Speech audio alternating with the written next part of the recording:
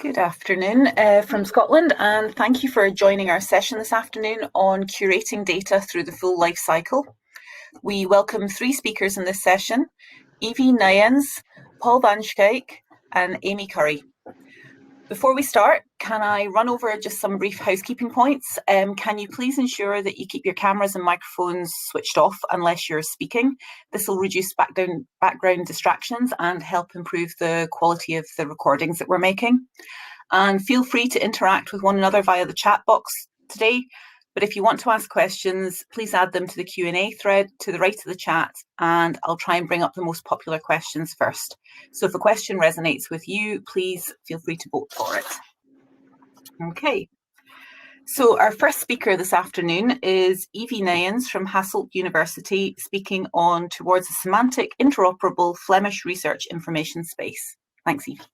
Okay, thank you, Mary, for introducing me. Let me share my screen now.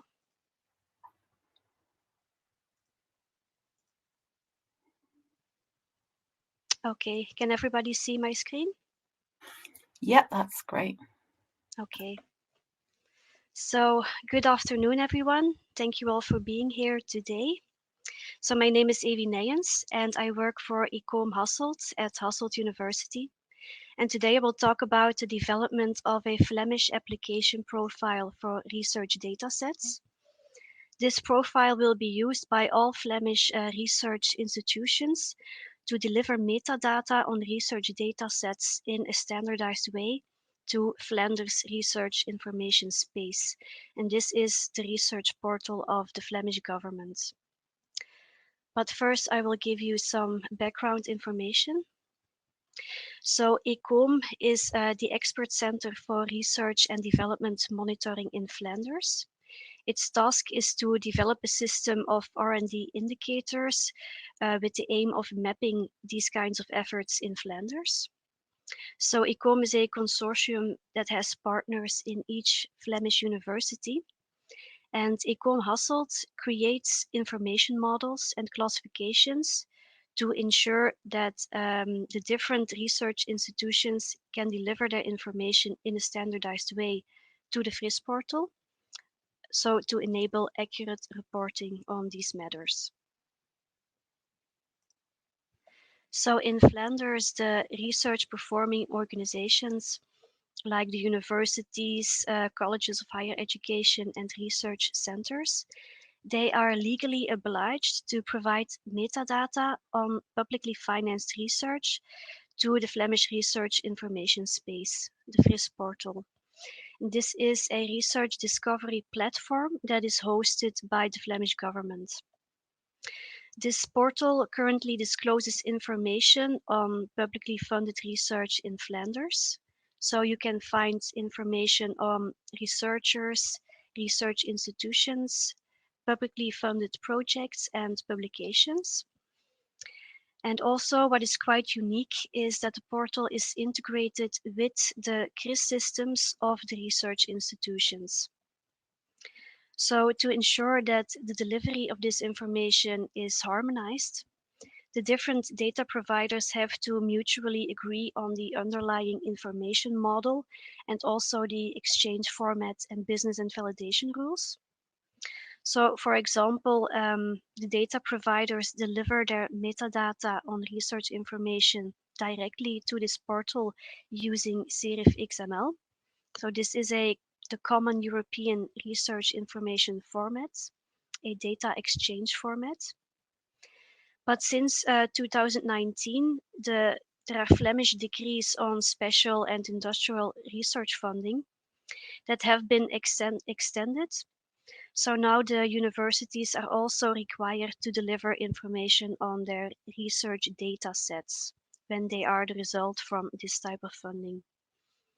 Further, the Flemish government is also implementing an open science policy that puts fair and open data at the center as well. So this requires the research organizations to deliver additional information. So the open science policy in Flanders is inspired by what's happening at the European level with EOSC. So As you know, the European Commission initiated the European Open Science Cloud in 2016 with the scope to connect the European research infrastructures into one virtual hub where the researchers can deposit and share their research data with others and they can reuse the work of others. But currently the research data are scattered across many different centers and also they are not interoperable yet. This of course complicates the reuse of these data. So to be able to deposit and access data via one portal, it is essential to create common standards and to ensure that all services use the same standards to offer interoperable data. So interoperability is at the heart of the EOSC, and this means that research data can be easily integrated with other applications for data storage, processing, and analysis. And the interoperability framework of EOSC has 4 layers, technical, semantic, organizational, and legal interoperability. But semantic interoperability is arguably most important. Semantic interoperability can be defined as the ability of computer systems to transmit data with unambiguous shared meaning. So it means that what is sent is also what is understood.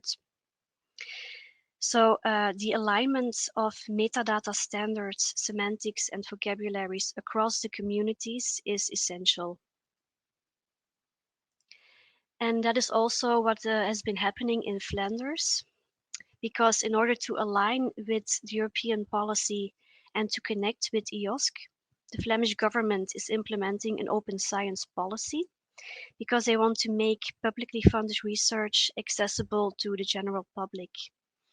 And to implement this policy, they released a budget and they installed a Flemish Open Science Board in 2019. The idea was to make all the knowledge institutions themselves responsible for rolling out this policy in close consultation with each other and with all the other stakeholders. So within this board, 3 working groups were installed. There was a working group on architecture, metadata and standardization, and research data management and open science. And to monitor progress of this policy, 5 key performance indicators for open science were established. So there's one about ORCIDs. So these are open researcher and contributor IDs for researchers. Another KPI makes DMPs mandatory for publicly financed projects. Then there's a KPI on open access to publicly funded publications. And more importantly, there's an emphasis on open data and fair data as well. So this means that research data that underpins publicly funded publications should become openly available. And it also should become more fair. So it follows that the research organizations in Flanders, they have to provide metadata on their research data sets to the FRIS portal. And therefore, there was a need for a common and semantically harmonized information model. So there had to be clear definitions of the metadata concepts to ensure that the information that is being exchanged could be interpreted in a single way by all stakeholders. So therefore, the working group on metadata and standardization was assigned to develop a common information model to semantically streamline the delivery of this information from the different data providers to the FRIS portal. But it also had to be flexible enough to accommodate for the requirements of the Flemish government to measure these KPIs on open and fair data. So it had to be flexible enough to also accommodate and add additional metadata properties. This prompted the working group to create an application profile for research data sets rather than merely adopting an already existing metadata standard. I would also quickly like to point out that we're implementing an application profile for this research portal. And here it is so that the information is sent from the CRIS systems of the various data providers directly to FRIS. So this means that in FRIS there's a knowledge representation model with various data objects that are all relating to research outputs, like the data sets, publications, and researchers.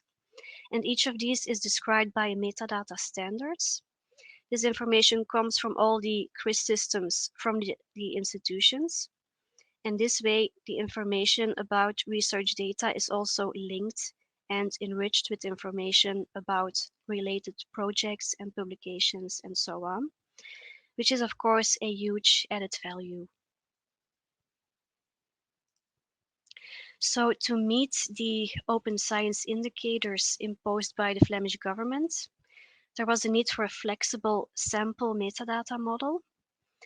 And therefore, the working group chose the DataCite metadata standard as a sample because it was already widely in use by many institutions in Flanders and because it was already being used within OpenAIRE. So DataCite has a generic metadata model that is suitable to describe datasets from different types of research disciplines. And their most recent version is the Scheme version 4.3. And that includes 6 mandatory fields and 13 recommended and optional properties. So we chose this as a sample model to base our own application profile on it. Because this would ensure a uniform understanding by all the data providers, and it was also flexible enough to adapt it. So then there were several meetings with group discussions on which properties and sub-properties to keep, which one to add, and which one to adapt in order to fit the Flemish context and in order to be able to measure these KPIs on open and fair data. And finally, there were also agreements made on the semantics that accompany these metadata properties. So this consultation process resulted in a Flemish application profile consisting of 21 properties.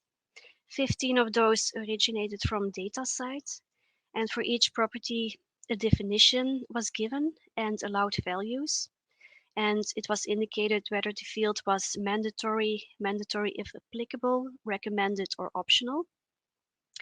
Further, the semantic descriptions of the metadata properties were also adapted to the Flemish context where it was appropriate. So sometimes it meant that values were specified that were not originally included in the DataCite model. For example, the Flemish decrees obligate the inclusion of an ORCID ID. So this is an open researcher and contributor ID. So we had to include this ORCID for the main researchers involved in producing the data sets using the property creator identifier. Well, this is no standard practice in DataCite. We also had to make some other adaptations. First, a few DataCite properties were deduplicated. These were the properties description, subject, and rights. Deduplication was necessary to keep the information similar by analogy to the other objects related to research outputs that are displayed on the FRIS portal, so to ensure that these are searchable in similar ways. So to give an example, the subject field of DataCite was deduplicated into a research discipline property and a keywords property. This was done because in FRIS, research information is typically searchable by using research discipline codes. So the working group decided to use the more specific property research discipline instead of the more generic DataCite property subject, because this would enable the end users to search and filter on the FRIS portal to find the datasets more easily. Another example of deduplication was about the licenses and access rights. And this was necessary to measure our KPI on open data because From a narrow point of view, data can be considered open when they are immediately available, and this can be monitored using the property access rights because it describes the accessibility of the data set, whether it is open, closed, embargoed, or has restricted access. But a more elaborate definition of open data also includes the explicit use of licenses. So these are usage licenses that explain the conditions for reuse. And this is also needed for the more elaborate measurement of open data that will be used from 2023. And therefore we needed those two separate properties, access rights and licenses. Then we also had to add a few extra properties, open format, legitimate opt-out, and a fair data label. The open format was one of the extra elements to also track progress of the open data indicator, because open formats also contribute to the openness of data sets. So these are free non-proprietary formats such as XML and JSON. So the working group decided to add this optional property open format that doesn't exist in DataCite in the form of a toggle check. So is it open or not?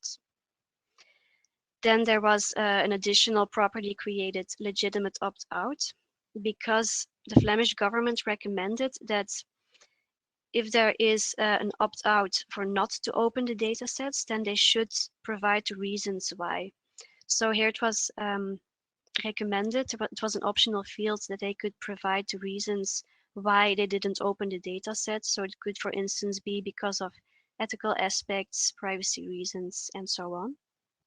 And they could also optionally give further clarification on the legitimate opt-out. Then finally, we had to create a new property for the fair data label. This was to measure the KPI on fair data. So this KPI states that a fair data label has to be assigned to each data set to reflect its degree of fairness. But such a label was, of course, not included in the DataCite scheme. But this label is currently still in development because there are no metrics available yet at the European level. So all these additional fields, they have been installed to allow for automated measurement of all those open science KPIs. And this is one of the first portals where such indicators are integrated into the metadata models at the level of a specific region. So I think that I have covered everything that I wanted to say. So I'm going to end the presentation here.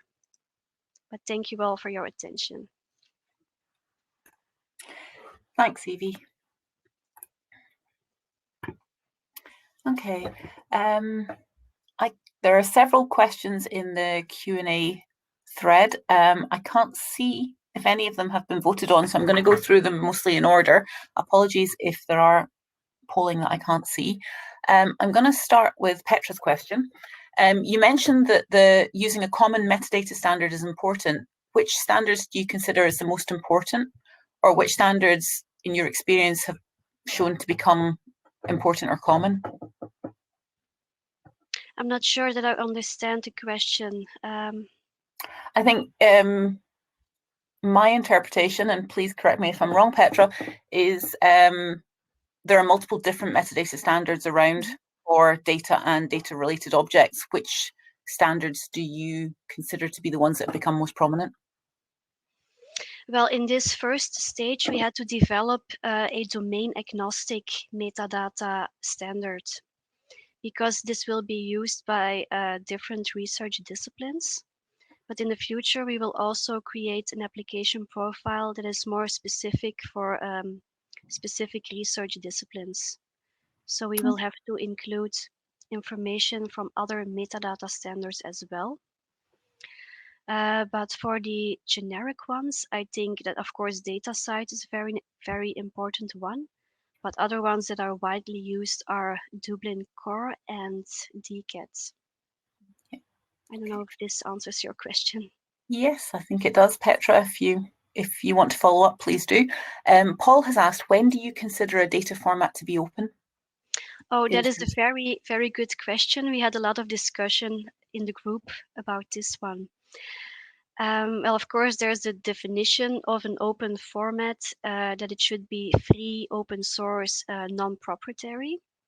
But actually, we should make a list, a controlled list of values that are, so a list of controlled vocabularies for this one. Because there are so many different open formats, we don't know all of them. And it also, the use of them also depends on the specific research discipline. So for certain research disciplines, they have data that is impossible to transform into a format that would be considered open.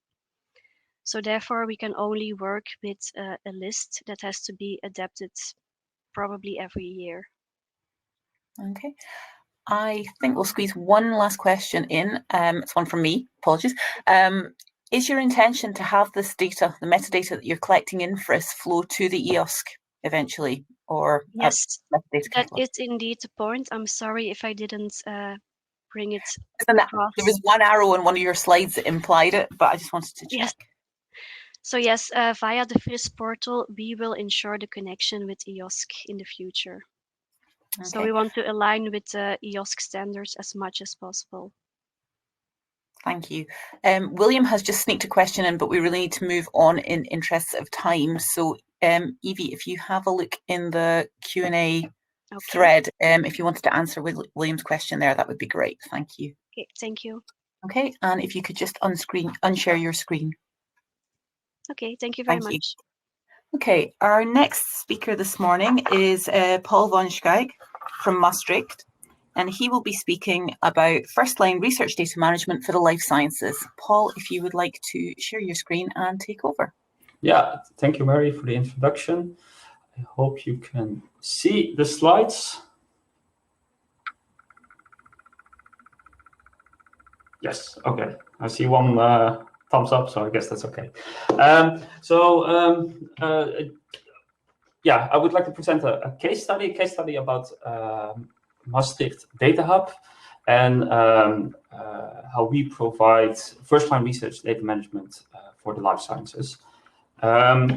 Actually, geographically, we only move, well, I think it's about 20-30 kilometers from Hasselt to Maastricht here in the Netherlands. And Data Hub is a research data management support group. And we are providing support for both the life sciences faculty and the University Medical Center. We've been appointed by the board about 5 years ago to improve the overall research data management of those two organizations. So it being two separate organizations also means that there's challenges with that. But there's also a lot of overlap, in personnel. So making it an interesting environment. To quickly sort of go over the services that we provide as Data Hub Maastricht.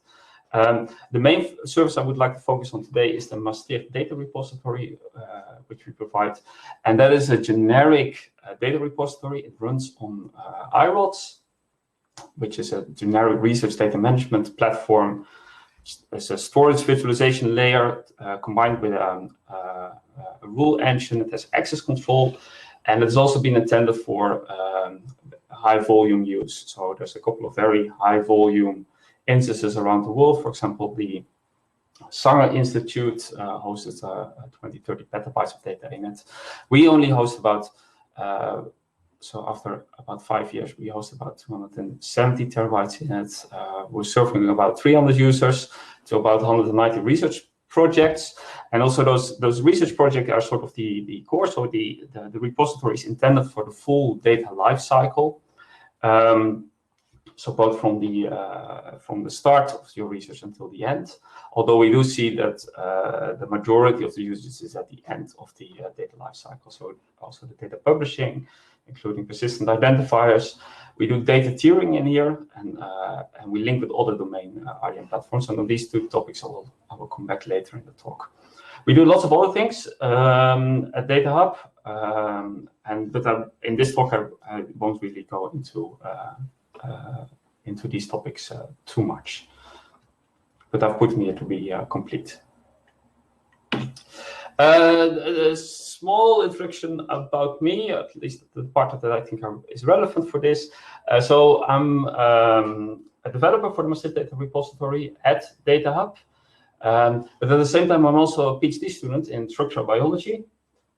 In here, I'm working on cryo-electron microscopy, cryogenic electron microscopy. I'm working on the detectors, which are under the microscope. And structural biology is the study of how, at the cellular level, structure of proteins, micromolecular structures, or cell structures provide the functions in these cells.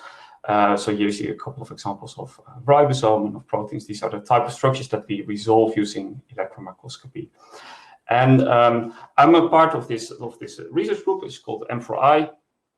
But I'm also a data steward in between these two. So I've got the opportunity to see things from both sides, both from the development part, but also as an actual user, and providing help to my colleagues at M4I. But I'm also able to implement some of the things that are missing into the Maastricht Data Repository. So life sciences. What I would like to do is just to get a feel for what we're dealing with is give you an example of how life science has become very data intensive. And I'm here referring to Abril. Abril is a fellow PhD student in the lab.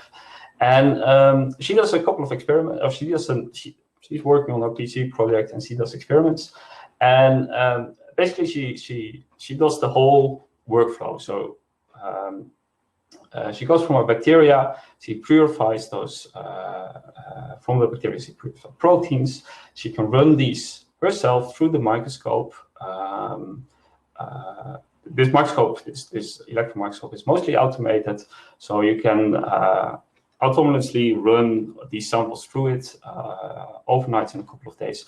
And out of this comes quite substantial data sets, fully automated, which he then has to handle on our Linux workstations to get into protein structure. So I think a good example of how data intensive life science has become. And it doesn't, it's of course the story is slightly more complicated as well, because her data doesn't come just from these data sets, but she also needs to integrate data from, for example, the protein database or other databases at the European Bioinformatics Institute. She needs to include data from other types of experiments, other microscopes, but she also needs to include data from other research papers. And I think this is a characteristic of the life science in general, is that Abril does all these steps completely on her own. And she's responsible for her own research data management. And that characterizes the life sciences, although none of these characteristics are unique to the life sciences. I think the combination of them is pretty intense at the life sciences. So you've got this multimodality, so you're using often different research techniques to answer your research question. Set small groups, which has sometimes been adopted as small science, opposed to the big sciences of the astronomy or the physics,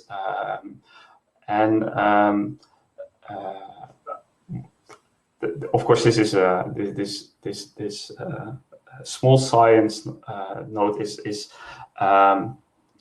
a simplification of what it is, and also the term has become a bit disused because, well, small science doesn't sound that nice, but I still think it sort of captures the type and the challenges that researchers face in these type of small science, small groups, data intensive, very specific subdomains that the life sciences have. On top of that, what of course has been happening the past few years is past 5 to 10 years has been that there has been quite a push towards better data sharing, better standards on that. Of course, the FAIR principles, the open science community in making data available and having the right standards for that, as we also heard in the previous talk. For the researchers, this can often feel very remote, very from their daily practices. Especially, well, for the FAIR principles, often definable, accessible sounds and is achievable and sounds reasonable. But when you go into the interoperable part and you start talking about semantics, ontologies, linked data, then it becomes a lot harder and far more remote from the researchers' daily practice. And of course, at this point in the talk, you probably are waiting for the ultimate answer. So Data Hub to the rescue. When we started 5 years ago, we didn't have these answers, and I don't think we still have all the answers on these challenges. But what I would like to do in this talk is reflect on those 5 years of Data Hub and look at the lessons we have learned and the lessons we think are relevant for that we find relevant to share here. So my co-author Martin Konen and myself have looked at this. We've interviewed a couple of key people around the Data Hub, both researchers, data stewards, key personnel at Data Hub itself, to sort of see what have we learned over these last 5 years. And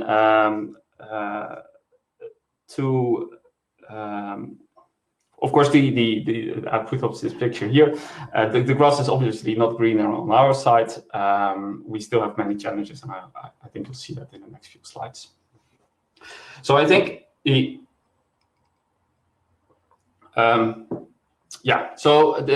think one of the key lessons that we have is the disciplinary data stewards. This has become more well known, is that this is a good way to deal with these things. And there's a couple of reasons why we think these data stewards, if you place them as granularly as possible at the lowest level, preferably next to research groups or within research groups, that this has the most effect. One of the reasons for this is that most likely also in the university you're at, or the center you're at, is that research data management support is not limited to one group. There's many different groups that are actually involved with this. So also in Maastricht, there's a software engineering department, there's data science, there's the academic library, IT support, clinical trial center, and there is us. And for the data stewards, it is feasible and possible to sort of know where to get the optimal support for your research group and where to get what. For the individual researchers, it becomes very, very difficult. So this is what we think is one of the biggest benefits, that the data steward can act as a stakeholder, and for Data Hub, data stewards act also really as a stakeholder within our Data Hub Scrum so within the Scrum process that we have for developing new features for the Maastricht data repository. The data steward acts as this stakeholder. The other big challenge is how to prioritize support. So this may be an issue that you're also facing, is how do you select which research to support and which research not to support, because there is more research data being generated than we can fully realistically make completely fair. So where do you steer on, and how do you prevent that the biggest yelling person gets the most attention in getting your support?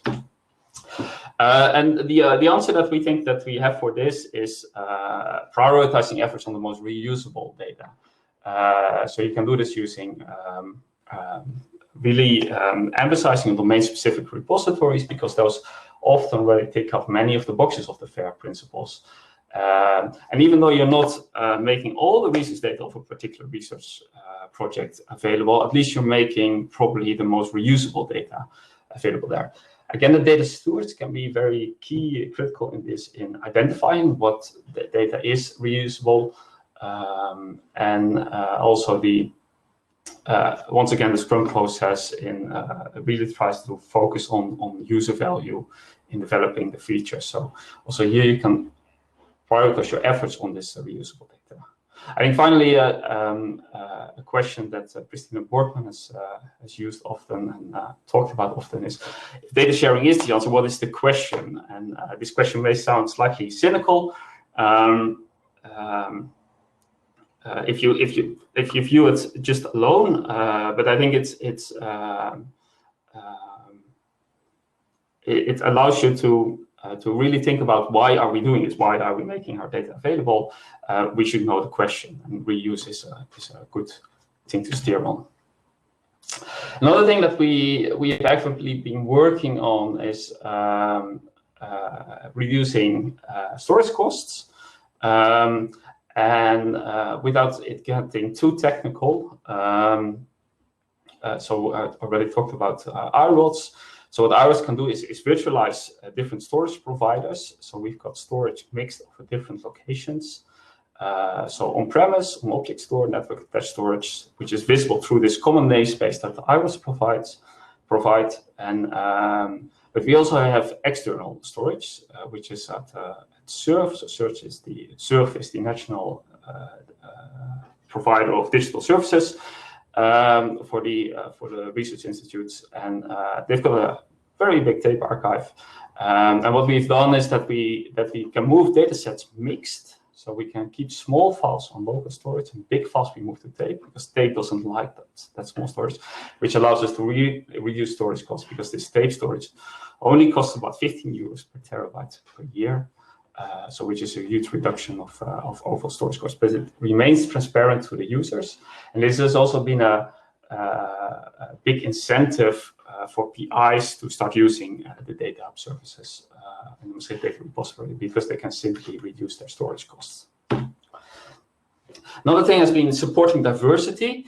So the life science is very diverse, and the Maastricht Data Repository is relatively generic, but we see the need, and we've seen the need to support this diversity. And there's a couple of very nice domain-specific RDM tools. For example, Omero, XNOT, Mulgenus. I'm wondering if any of you have heard of them. I don't have the time to go into the details of these. But they are, each of them is sort of a completely standalone RDM tool, which are relatively difficult to host and to service as a research group themselves. So we as Data Hub have been offering these services to host them in collaboration with research group, and this has been also very effective for us to give more specific, domain-specific RDM support. Finally, something that has come up more and more, and has become more and more important in grant proposals and everything, is that things need to be cross-institutional. There needs to be international collaboration, and there's a lot of things happening in this space on how to provide this international access to services. So again, you've got iRods, Omero, XNOT, Mulgenus, the tools that we have, and we've been using SURF Research Access Management, which is SRAM, which is in fact actually sort of a front end towards AV teams again, to get easy external access from the whole AV game platform, but also guest access companies through this proxy federation to our services. And again, here the data stewards is in control of this collaboration organizations which are within SRAM, and how to provide access to that. So looking at the time, I'm also out of time. So just a couple of quick mentions of things that we think are important. So as you've seen, we've really placed the data stewards centrally in everything we do in Maastricht. And I would also like to point out to we need to further embed this. Point to a talk by Mike Jette later this afternoon on this topic. How things are progressing here in the Netherlands. An important topic is appraisal and reappraisal of data. We are generating a lot of research data, and we need to somehow reduce the pile that we can't store everything forever. And reappraisal is probably the only answer to that. And from a technological standpoint, also pointing back to the previous talk, flexible metadata schemas need to be supported at all levels, but well, I think we can agree that there is no definitive metadata schema even on the domain. There isn't, so we need to be able to support this both at the input level, the presentation level, but also the search level, how to deal with this flexible metadata. With that, I would like to thank you for your attention and acknowledge all these people at DataHub. And if there's any questions, I'm happy to answer. Okay, I think we've only really got time for one question, so I'm going to ask Angus's question and then ask you to address Mickey's question in the chat. So Angus asks, is the data steward always the interface to the RSE or sometimes the other way around? So, the interface to the? RSE, I'm afraid I don't know what that abbreviation means. Angus, can you elaborate, please? I presume researcher or something along if I interpret it as researcher. Research software engineer. Researcher. Yes, we try to shield, and that sounds horrible, of the research software engineers from the researchers. Although in practice, of course, that doesn't really happen. But we try to put the data stewards in between to sort of funnel requests towards the research software engineers, because otherwise it's impossible to know what is applicable on a broader level. Yes. Okay. Thank you. Paul, there is one more question for you, asking you to elaborate a little on the specific tasks of your data stewards. Could I ask you just to maybe put a few of those tasks into the chat, and we will move on with our next speaker. Thank you very much for your talk. Okay. And our last speakers this morning are Amy Curry and William Kilbride from the Digital Preservation Coalition, speaking on Fair Forever. Amy, if you want to take over. Thanks.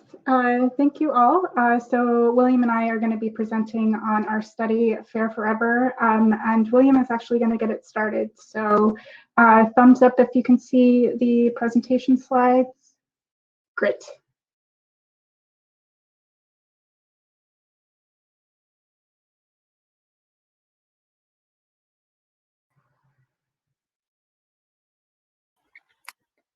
William, I think you're muted.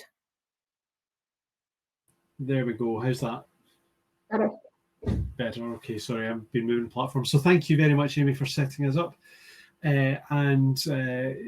Our purpose in the next 10-15 minutes is to reflect on a particular piece of work that Amy and I have been working on in the last year, the Fair Forever study.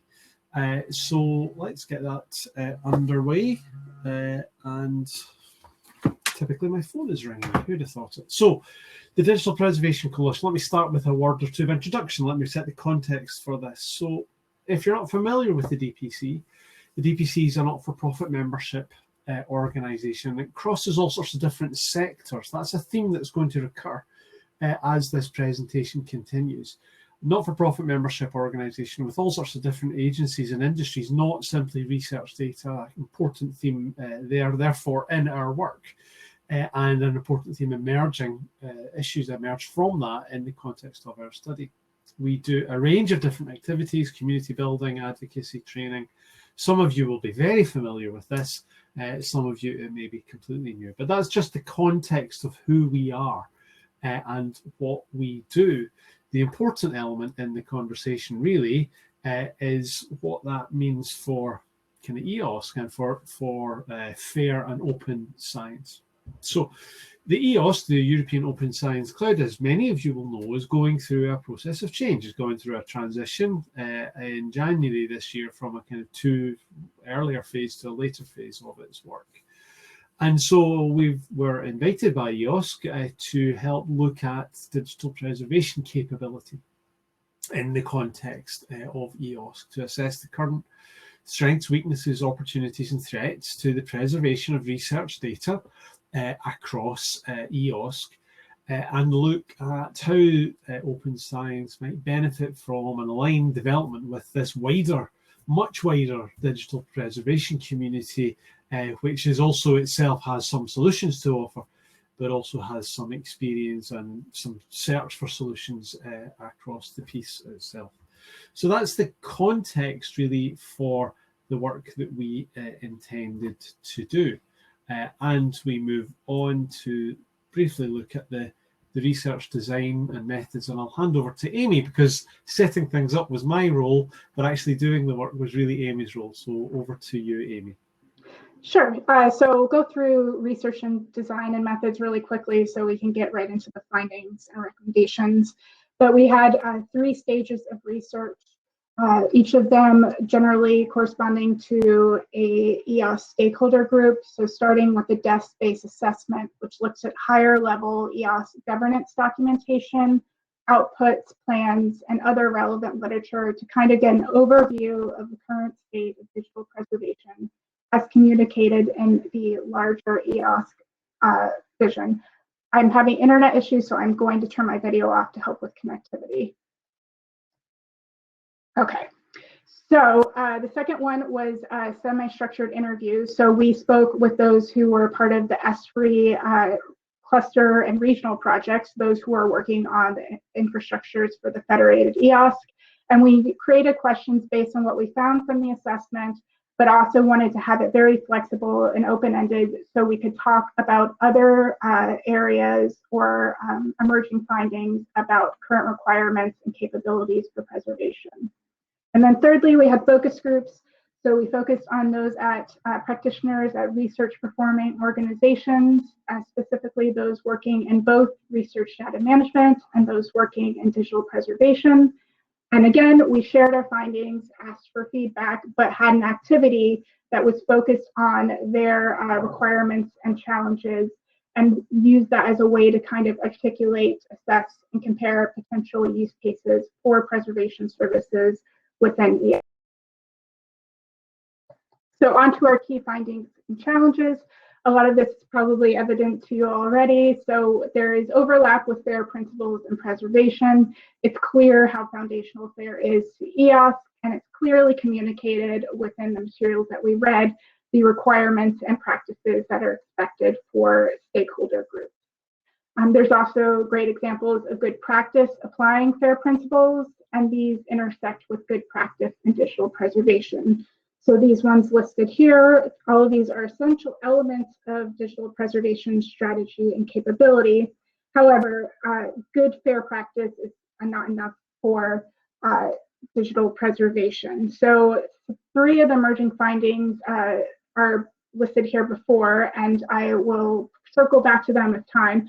But we did find there were challenges when talking about incorporating preservation within data management plans, so buy-in, follow through with that, and reviewing. Also, as mentioned in the other presentations, the idea of interoperability as one of the most challenging aspects that we spoke to with those in the research infrastructures, and how there are currently insufficient ways of automating the preservation of metadata, and then more generally the sense of FAIR fatigue and scale. So thinking of the aspirational versus achievable goals for preservation, given constraints of time, resources, and project-based funding. So there are 3 key kind of arguments we put forward, which I'll go through now. These were emerging early on, and then we used it to refine as we went through the interviews and focus groups. First one is that digital preservation was not explicit in EOS vision, and it needs to be. So there were, while there were references to preserving and archiving research data, there were more implicit meanings and assumptions in the larger vision and among stakeholders. This is how we define digital preservation at the DPC, and this was communicated as a talking point. And we know that you may know this, but really the findings reinforce that there is often a placement on backup and storage as being preservation, and there's a need to make explicit and clear the importance of data expertise and knowledge, the organizational and cultural aspects, and the need for guidance and support for digital preservation policy and strategy. The second key finding was that roles and responsibilities were unclear and accountabilities were uncertain for preservation, and there's a need for clarifying this. So we, within the SHRIA and other documents, there was a view taken by the EOS Governance Board that the community is ultimately responsible for preservation of research data. And participants largely accepted this responsibility, but noted that within that broad community, of course, there are different views of who should be responsible for different aspects. On this slide, in black are just different user groups identified by EOS working groups, and in gray are different job titles of those that we spoke to. But as touched upon by Paul, this idea of data stewardship is very strong and framed as kind of an ambassadorial role between researchers and other stakeholders. So in this way, it is still a bit unclear where such stewardship roles are professionally responsible for preservation as well. And moreover, if they are assumed to hold this responsibility for long-term preservation, questions arise to how the role and responsibilities will be supported in the long term. So it all kind of boils down to not just this idea of role and responsibilities, but accountability. So it's about not just what titles are and responsibilities, but also the accountabilities and how they report to each other to report to and support. So having this accountability helps identify what is needed to support those accountable. So kind of summarizing them all together, our third one was that, so there's undoubted strengths within the vision, including a commitment to persistent identifiers, data management planning, robust data storage, and repository certification. And they provide a necessary but still insufficient basis to secure digital assets in the long term. This is largely because roles, responsibilities, and accountabilities are still opaque, and the path dependency of digital preservation is not fully understood. So there's risk to reputation and data for EOS arising from not just technical complexity, but also in certain accountabilities in the vision, and there remain additional challenges tied to resources. So there's always that lack of clear funding and costing models for digital preservation that are current, and the specific skills and training needed to support the various actors and in the cross activities. And so with this, we finished our report in December, and based on that, that analysis, we did an overall rating here against our classification scheme in the DPC bit list to suggest that data in the ecosystem is critically endangered. These are in our final report in more detailed, which we presented to Sustainability Working Group, which then informed the most recent SHRIA document. And there, to get more into it, the recommendations and response, the discussion points that we kind of want to bring forth to you all as various stakeholders, not just in EOS, but in the larger research data community. So to conclude, there's certainly a place for deposit storage access systems and services that have basic bit level assurance, but there remains this ongoing need for data expertise and more advanced preservation activities requiring the identification and support of preservation roles, responsibilities, and activities with the FAIR principles, especially that of interoperability. That is at risk without maintaining this expertise and support for long-term preservation actions. So some may see this conclusion.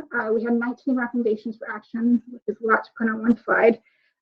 Some might see this as kind of self-evident and non-controversial, But if this is so, the question arose, why isn't name more explicit at the lower level?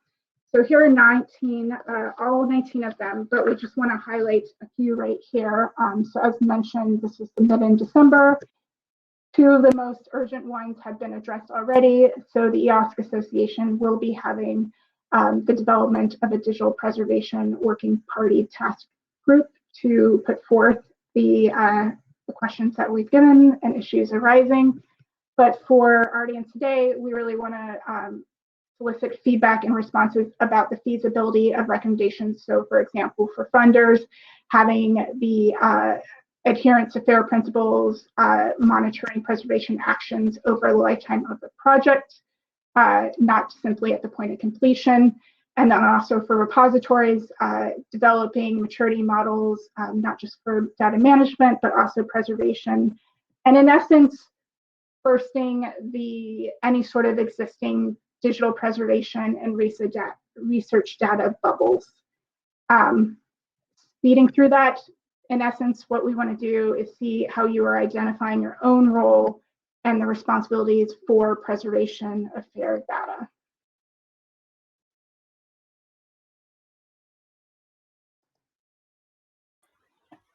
Thank you, Amy and William.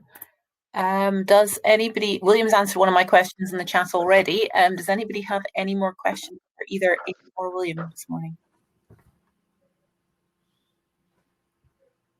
At this point, feel free to unmute yourselves to ask. There's no need to type.